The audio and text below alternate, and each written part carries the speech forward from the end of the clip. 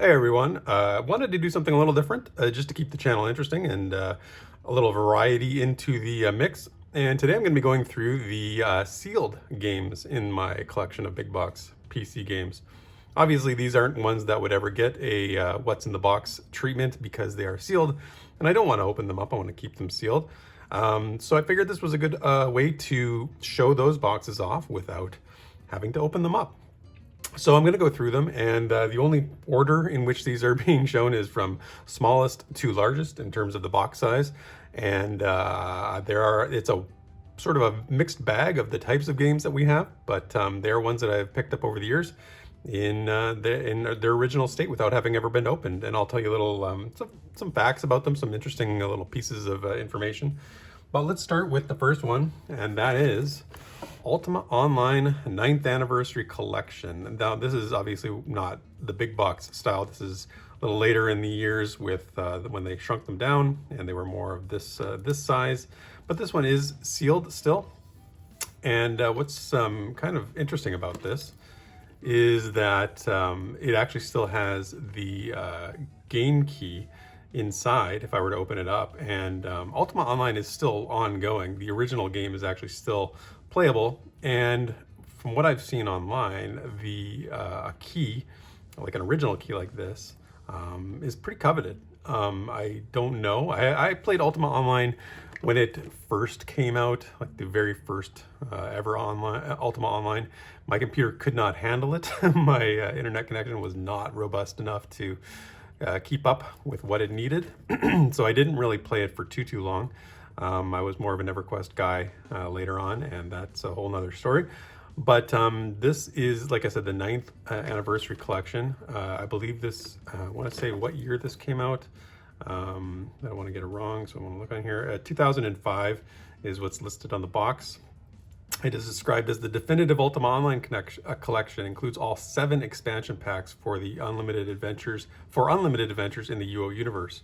And then talks about some of the features, housing, and getting servants to command. You get a tarot card reader, a herald, other personal attendants. You get, as usual with back in the day when MMOs came out, you got a certain amount of 30 days, in this case, free gameplay time without having to pay the sub. Then you had to pay. So yeah, Ultima Online Anniversary. It's like I said, still sealed. What were the requirements here? The writing is super small here, but this was Windows XP or 95, I guess. And yeah, whatever. It's yeah, you needed a good internet connection. That's the bottom line. You weren't playing this if you were on 28.8 dial-up. So that's the first one in the collection. I thought that was kind of neat. So the next one in the collection is holds a very special place in my heart, and that is the first Space Quest. This is Chapter 1, the Sarian Encounter. This is the Atari ST version of the game. This is probably the easiest version to find and the cheapest online. I know that the DOS versions and other ones are more rare, but this one is sealed. You can see here, I got the nice little line, seal line. Now I know that there's a lot of fake sealed copies of games out there, and I know a little bit about what to look for, but honestly, my understanding is, this one doesn't have any of those signs. There's none of the warping in the box or anything like that. So it's pretty pristine. Now, Space Quest is a game that is very near and dear to my heart. My favorite game of all time is Space Quest 3, which I do have a copy of, and we will get to on what's in the box eventually.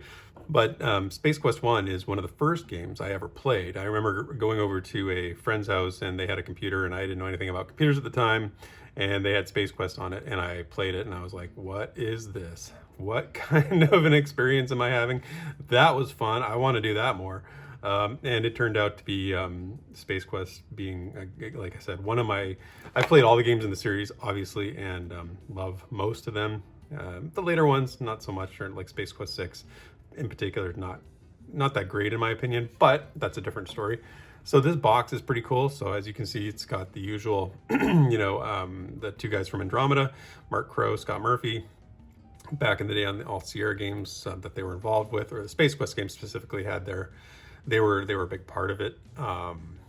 And you know, the Space Quest, what can I say other than it's just there's so many things about it that I love. The references to Star Trek, the references to Star Wars, you know, the sense of humor, just the kookiness, the craziness, and general nonsense that was Roger Wilco really spoke to me. I was happy to get a sealed copy in my collection for one of the games in the series, at least. I'd love to have Space Quest 3, like a pristine version of that one. But like this is a good game. This is fun. I still have gone back and played this. I believe I have it installed on the vintage PC that you've seen on the channel. Perhaps I'll show it off. Perhaps I'll do a short or something. Just fun, easy, and yeah, a good time. But I love having this copy of it. It looks so nice, and you know, whatever. So yeah, Space Quest 1, awesome game. So the next one is Icewind Dale 2. This game, as you can see, still sealed, the little thing there. This one would be easier to fake if it were not an original copy, but the reason I know, and I'm confident that it is unopened, is because of how I got this one. I bought it on eBay. Some of you who have been in the PC gaming space for a long time and used to read PC Gamer, you'll remember that their columnist who focused on RPGs, his name was Deslock, aka Steven Janicki, I believe is his real name, and he covered all the RPGs, like these types of games, for PC Gamer. And I used to follow him on Twitter, and he mentioned he was selling some of his games off, and this was one of them. And I bought it off eBay from him, which is very cool. And I got a little note from him when I bought it saying thanks for buying it. And when you open it up, he sent a little special gift along with this one. It was this note paper. So we actually can do a little bit of a what's in the box with this game, even though it's sealed, because this was sent along as an extra. Icewind Dale Black Isle note paper, which is cool. So you've got like, I don't know, there's like 10 sheets or so here with you've got the Fallout, you know, there's Baldur's Gate 2, John Arenicus, Sarevok, all these things. So lots of Black Isle memorabilia there. But that's a cool little addition that I really appreciated from Stefan. And this box is awesome. It's the perfect, I love this size of box, this era of box size, and with the fold out and the artwork and the screenshots sort of placed in artistic fashion inside. You know, you've got a little bit of explanation about the game. This game uses 3rd edition D&D rules. Some of the classes and races on the bottom, some of the monsters on this side. Icewind Dale 2 was a great game.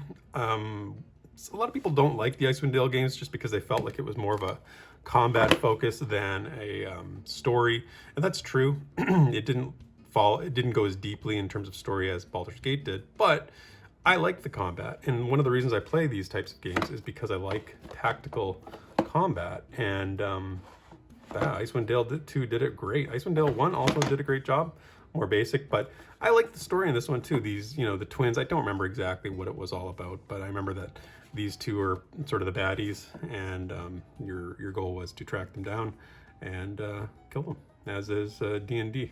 So yeah, this is a great game, and I'm glad to have this one in my collection. I'm looking forward to when we get to the shelf that has all the Black Isle, Obsidian games. There's a couple more actually coming up that you'll see in a second here. But this is the only one that I have that's sealed. So yeah, I wanted to talk about it here. Yeah, great game. All right, moving right along. So the next one, this is a little different. Well, it's not as different as it might be, but this is Shivers 2, another Sierra game. And it is sealed, as you can see. Now, a little caveat, it's got a bit of a tear in the seal there, which is unfortunate. But this was a game, I actually haven't played this game. It's later in the Sierra years in terms of their production, and when they really started to go heavy on the multimedia stuff. You can see that this game takes advantage of a lot of full motion video. It comes with an original music soundtrack on CD. And one of the interesting things about this game is that if you have ever watched Metal Jesus on YouTube, he's got a channel that is quite, well known and covers a lot of retro gaming stuff. He used to work for Sierra, as he's talked about, and this is a game. He's actually in this game. He has a cameo in this game, so you can go online and find that. It's pretty easy.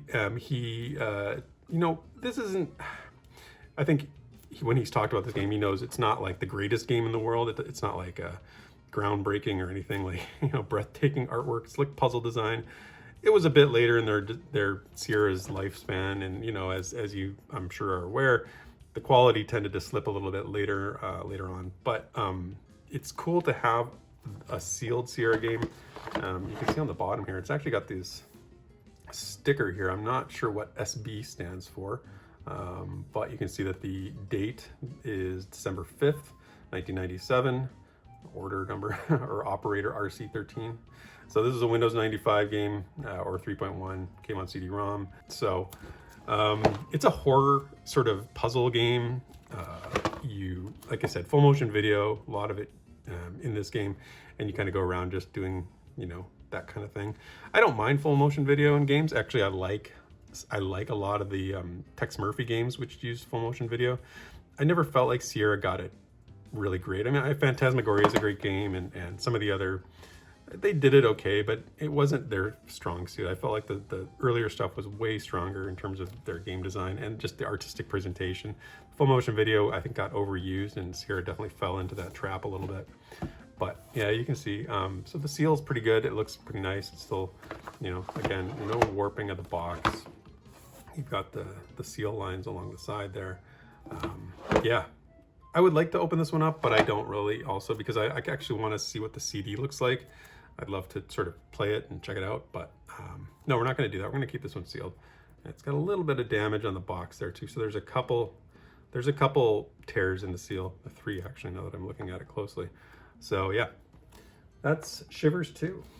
All right, now the next one is sort of a 2-in-1, and you'll see why. But these are the biggest boxes, and these are the last that you're going to see. And I mentioned Black Isle earlier, having some other ones coming up. This is what I was talking about. So this is Pillars of Eternity 1 and Pillars of Eternity 2, both the collector's editions, both sealed. When Pillars of Eternity was announced, Project Eternity when it was first called, on Kickstarter. Now, I loved the old Infinity Engine games, and when Kickstarter, when they announced this on Kickstarter, I was right in there like a dirty shirt and wanted to participate. And obviously, they've gone on to have great success with the Pillars games. So I have both of them, 1 and 2, in their original boxes. Now, the boxes are huge. They're not that detailed. There's no screenshots or anything on the back. They're just sort of plain Jane. You've got the operating system requirements and all the stuff on the bottom there. So yeah, Obsidian and Paradox on the first one, just Obsidian, I believe, on the second one. So the second one I like the second one a bit better.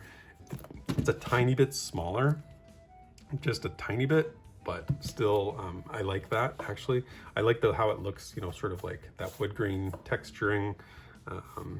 Yeah, Versus Evil. Paradox is gone now. Their publisher is Versus Evil.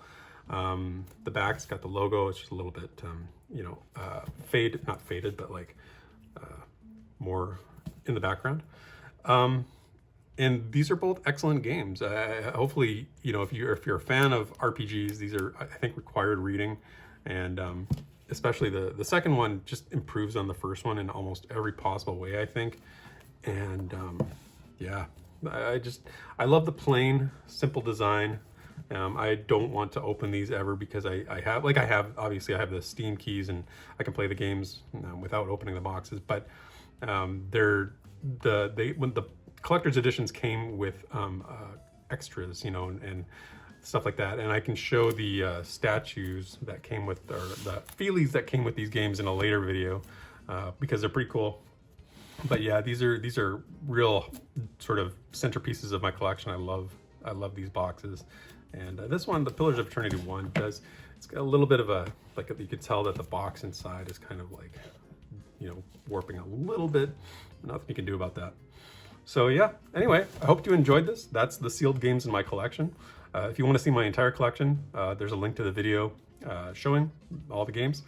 And yeah, hopefully you enjoyed this. And thanks for watching. See you next time.